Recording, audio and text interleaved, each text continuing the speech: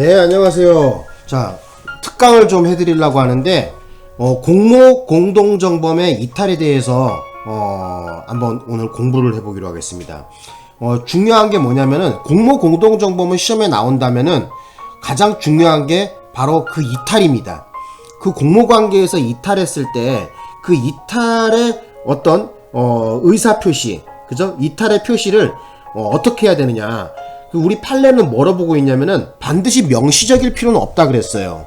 그래서 그 내용이거든요. 자, 일단 여기다가 좀 적어볼게요. 자, 이탈의 표시는 어떻게 해야 된다?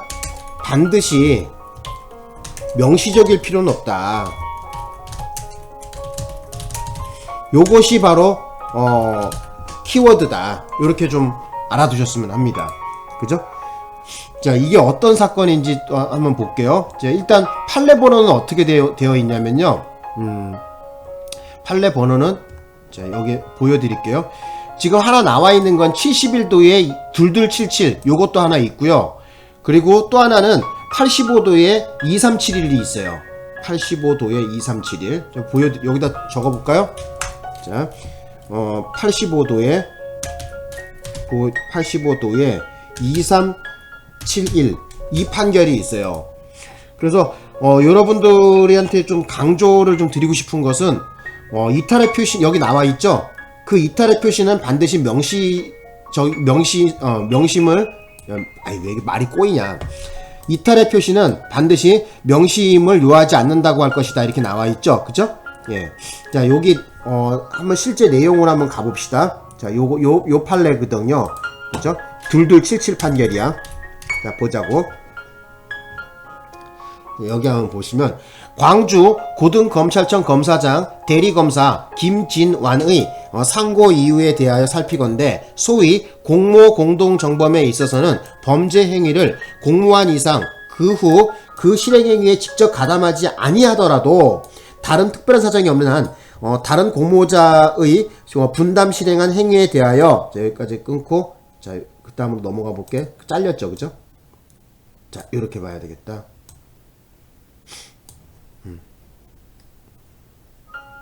아, 왜 이래 이거? 잠깐만요. 네. 깨끗하게 하고. 자, 그래서 뭐라 그러냐면은 특별한 사정이 없는 한 다른 공모자의 분담 실행한 행위에 대하여 공동정범의 죄책을 면할 수 없다고 함이 본래의 종래의 판례이다. 그죠? 여기 나와 있죠? 그죠? 예. 4281 형상사 판결 이렇게 나와 있죠? 그러나, 이게 중요한 건 그러나야, 이제. 이 그러나에 대한 거를 제가 파란색으로 해놨거든요. 그러나, 공모자 중 어떤 사람이 다른 공모자가 실행행위에 이르기 전에, 중요한 거는 실행행위에 이르기 전이야. 그 공모관계에서 이탈한 때에는 그 후 다른 공모자의 행위에 관하여 공동정범으로서 책임을 지지 않는다고 할 것이요. 그 이탈의 표시는 반드시 명시함을 요하지 않는다고 할 것이다. 이렇게 판시했단 말이에요. 그죠? 그래서 그것도 좀 알아두셨으면 돼. 반드시 명시적인 필요는 없다는 거야. 그래서 계속 한번 보자고. 이게 어떤 사건이냐면은 마음에 안 드는 새끼가 있어갖고 걔를 좀 후들겨 팼나봐요. 그죠? 피해자가 지금 여기 보면 2명이 등장하거든요. 보세요. 피해자 1, 피해자 2 이렇게 두 개로 쪼개져 있죠. 그죠? 자, 한번 계속해서 봅시다. 자, 본 건에 있어서 원심이 적법히 확정한 사실에 의하면 자, 피고인은 피해자 1에 대한 치사 범행이 있을 무렵 피해자 2를 데리고 인근 부락의 약방에 가고 없다는 것이고, 다시 원심이 인용한 제1심 판결 적시의 증거들의 기록에 의해 검토하면 피고인은 공소사실 중 제1범죄 사실, 그죠? 폭력행위 등 처벌에 관한 법률 위반 사실로 인하여 피해자 2가, 자, 피해자 2가 중요하다. 피해자 2가 그 판시와 같은 상해를 입고 약방으로 가는 것을 보자 자기의 잘못을 깨닫고 다른 공모자들이 또 동인에게 폭행을 하려는 것을 제지하는 한편 동인을 데리고 그곳에 약국에 데려갔다는 거거든요. 깨끗하게 하고 다음 넘어갈게. 자, 여기 한번 보자고. 자, 한편 동인을 데리고 그곳에서 약 400m 떨어진 약국에 가서 응급치료를 받게 하였고 그 후 피고인은 귀가하였다. 자, 그러니까 이 경우에 제1범죄에 있어서 그쵸? 지금 범죄를 크게 두 개로 쪼갰어요. 사건을. 그래서 먼저 저질러진 폭행에 대해서는 가담을 했나 보죠. 가담해서 두들겨 패고 했나 보죠. 그런데 지금 피해자 2를 데리고 가갖고 병원에는 못 가고 약국에 데려갔어요. 응급치료를 받게 했단 말이에요. 약국을. 동인을 데리고 약국에 갔다고 나와 있잖아요. 그죠? 약국에 가서 치료를 시켰어요. 응급치료를. 그리고 피고인은 귀가했어. 집에 가버렸어. 그런데 그 이후의 사항에 대해서는 서로 합의된 바가 없거든요. 두들겨 팬다는 것까지만 있었지 죽인다는 얘기는 없었거든. 근데 지금 뒤에 보시면은 자, 제2 공소사실이에요. 범죄사실 특수폭행치사 죽었나봐 이제 그 피해자가.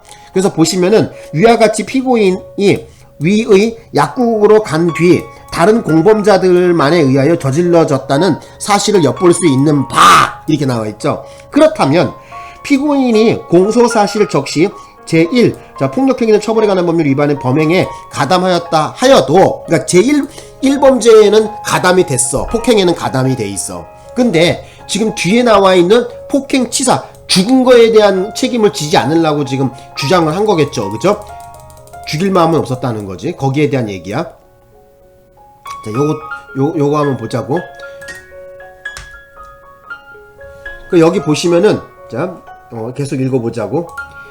제2 사실인 두 번째 사실이에요. 폭행치사 죽었단 말이야. 그러니까 나머지 두 명이 그죠? 피해자를 죽였나봐. 두들겨 패갖고 그죠? 그리고 지금 당의 피고인은 지금 어떻게 돼요? 아까 집으로 돌아갔다 했잖아. 제1범죄를 맞추고 돌아간 거야. 그러니까 폭행까지만 하고 돌아간 거야. 그래서 그 뒤에 죽었는지 살았는지 그 뒤에 여부는 그죠? 나머지 친구들 보고 얘기한 거야. 이제 그만하자. 가자. 나는 갈 거다 하고 빠졌단 말이야. 범행에 관해서는 피고인은 명시적 또는 묵시적으로 그 공모관계에서 이탈하였다고 볼 수 있을 것이므로 그랬단 말이에요. 원심이 위와 같은 취지를 전제로 원심 판단은 정당하다 할 것임 즉 위와 반대된 견해로 전제로 논지는 채용할 수 없다 할 것이다 이렇게 나와 있죠. 그래서 그러므로 관여법관 전원의 일치된 의견으로 주문은 다음과 같이 판결한다 이렇게 나와 있어요. 그래서 이 사건이 어떻게 된 거냐면은 자, 요걸 좀 보여드릴게. 자, 사건을 좀 그림으로 설명하면 좀 이해가 빠르겠죠, 요걸. 자, 일단 이 내용이 어떤 거냐면은 자,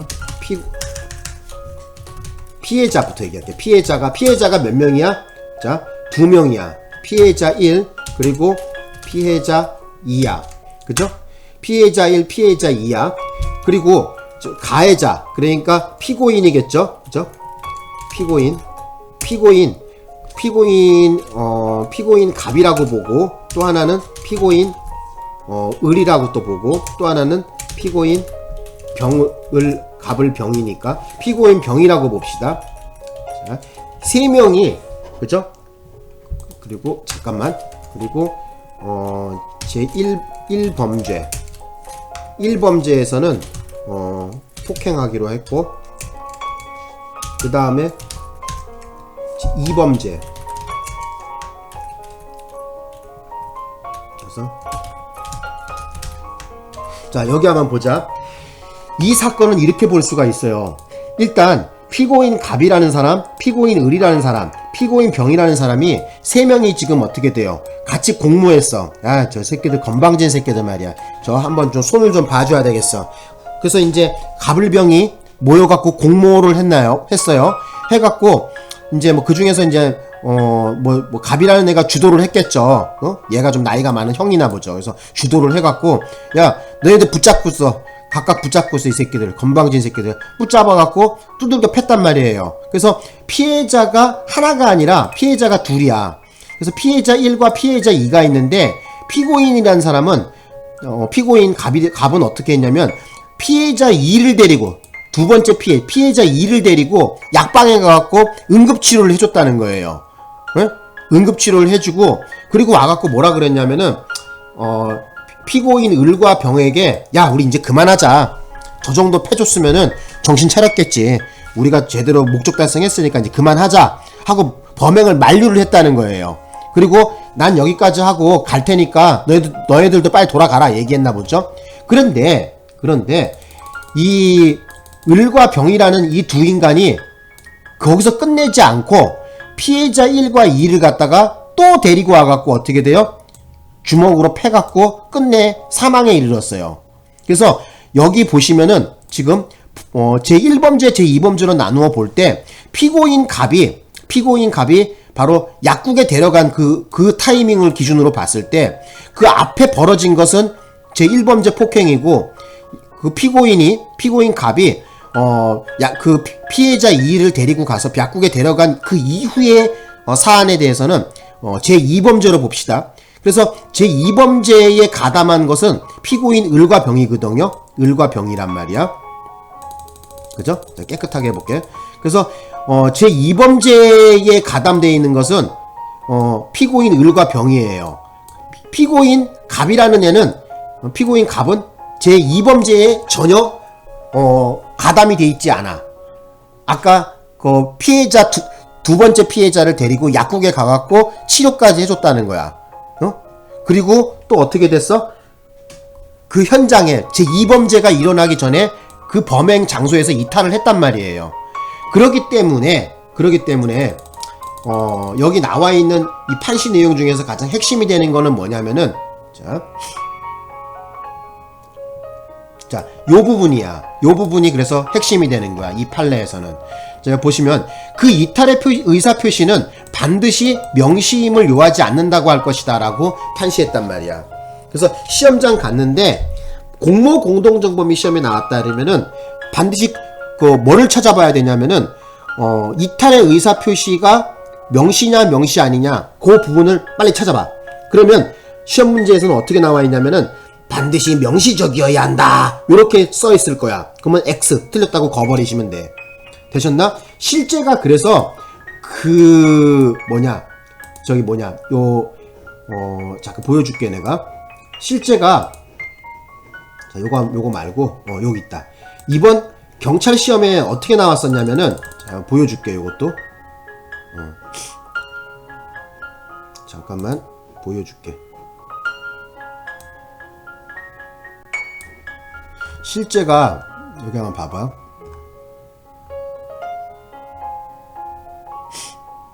자 여기 나와 있죠. 자 봅시다. 그래서 실제가 25년도 경찰 시험에 나온 건데 보자고. 공모 공동정범에 있어서 그 공모자 중 1인이 다른 공모자가 실행행위에 이르기 전에 그 공모관계에서 이탈한 때에는 그 이후 다른 공모자의 행위에 관하여 공동정범으로서의 책임은 지지 않지만, 그죠? 이탈의 표시는 반드시 명시적이어야 한다? 틀렸다 했었죠? 그래서 아까 전에 얘기했지만은 그 공모 공동정범의 이탈의 표시는 반드시 명시적일 필요가 없다고 했단 말이야. 그죠? 그래서 요거 시험 문제 더럽게 많이 나와요. 예. 그래서 제가 예전에 공부할 때도 시험 문제 많이 나왔거든요. 여러분들도 요거 꼭 아셔야 돼. 그래서 사안을 이해하셨겠죠? 그죠? 그래서 여기 가운데 꼽살이 낀 거는 그러니까 1범죄하고 제2범죄 사이에 꼽살이 낀 것은 자 피고 갑이 어떻게 돼요? 을을 데리고 을 병원에 약국에 간 거야. 그죠? 약국에 요게 껴있어. 그죠? 그래서 여러분들은 그렇게 이해하시면 될 것 같아. 요렇게 좀 해볼까 그러면? 요렇게 하면 이해가 빠르겠다. 꼽사리가 지금 요게 껴있는 거야. 응? 자 요렇게 이해하자. 그래서 아까 얘기했지만은 이 피고인 갑이라는 애가 어떻게 했었냐면은 제1범죄 폭행이 끝나고 나서 피해자 2를 데리고 가갖고, 그죠? 피고인 갑이 약국에 잠깐만 요거 틀렸다. 요거 을을 약국에 데리고 간 게 아니라 피해자 2를 약국에 데려갔죠? 그죠? 예. 자, 잘못 썼네. 자, 다시 한번 설명할게요. 깨끗하게. 그래서 피고인 갑이라는 사람이 어떻게 했었냐면은 제1범죄 폭행은 같이 공모 공동정범으로서 다 책임이 있어. 폭행에 대해서는. 그죠? 그런데 피해자 2가 막 코피를 흘리면서 막 얻어 맞아갖고 비틀비틀하니까 가려냈나 보죠. 그래서 뭐라 그랬냐면은 이 피고인 갑이 피해자 2를 데리고 근처 400m 떨어진 약국에 데려가갖고 치료를 해줬어요. 응급치료를 해줬어. 그리고 나서 범행 현장에 돌아와갖고 뭐라 그랬냐면은 피고인 을과 병에게 야 우리 이제 그만하자. 응? 그리고 쟤네들도 저 정도면 우리가 말하는 거 알아들으니까 그만하자 하고 이탈을 해야 돼. 만류했다는 거야. 범행을 만류하고 너네들도 빨리 집에 들어가 하고 피고인 갑은 집으로 돌아가 버렸어요. 그런데 이 을과 병이라는 놈이 성이 안 풀리는 거야. 이 새끼들 건방진 새끼들 혼쭐이 더 나야 된다 해갖고 제2범죄를 저지르는 거예요. 피고인 갑이 없는 상태에서 제2범죄 폭행 치사. 그래서 끝내 피해자 1과 피해자 2가 죽게 됩니다. 얻어맞아서 죽었어요. 치사라고 나왔잖아. 그럴 때 그 상황에서 아까 전에 약국에 데려간 피고인 갑이라는 사람은 제2범죄가 이루어질 때 범행 현장에 없었죠. 그죠? 이탈을 했단 말이야. 또 범행을 만류했었죠. 또 막 범행을 만류하고 너네들도 빨리 이 정도 했으면 됐으니까 집에 가자 이렇게 얘기했단 말이에요. 그죠? 그래서 요 사안을 머릿속에 여러분이 기억하고 계셔야 돼요. 되셨나? 그래서 피고인 갑이라는 애가 어떻게 돼? 피해자 2를 데리고 약국에 간 요 시점을 갖다가 끊어갖고 알고 계셔야 된다는 거야. 그래서 제1범죄 폭행에 대해서만 이 피고인 갑은 책임을 졌고요. 그 죽었잖아. 피해자 1, 2가 죽었잖아요. 그래서 이 죽은 거에 관련된 것은 바로 을과 병이 치사에 대한 책임을 진 거예요. 그래서 얘는 무기징역이 나왔어요. 무기징역이 나오고 피고인 갑은 그래서 징역 8년이 나왔어요. 어쨌든 이해 가시겠죠? 예. 그래서 요 판례에서 여러분들에게 당부드리고 싶은 건 뭐냐면은 그 이탈의 표시는 반드시 공모 공동정범에 있어서 반드시 그 이탈의 표시는 명시적일 필요가 없다는 거야. 여기 지금 나와 있잖아. 그죠? 예. 자, 여기 나와 있죠? 자, 그 이탈의 표시는 반드시 명시임을 요하지 않는다 할 것이다. 나와 있어. 그죠? 71도의 277 판결이다. 여기 나와 있죠? 자, 여기까지 할까요? 예. 그래서 제가 봤을 때는 그렇게 어려운 것 같지는 않습니다. 어쨌든 공모 공동정범과 관련돼 갖고 예. 그 가장 키워드가 되는 내용이 뭐냐면은 시험에 나오는 것은 그 이탈을 할 때, 그죠? 그중 한 명이 이탈할 때 그 이탈의 의사표시가 반드시 명시적일 필요가 없다는 것이 시험의 최대 관건입니다. 자, 여기까지 하고 설명을 마치겠습니다. 고맙습니다.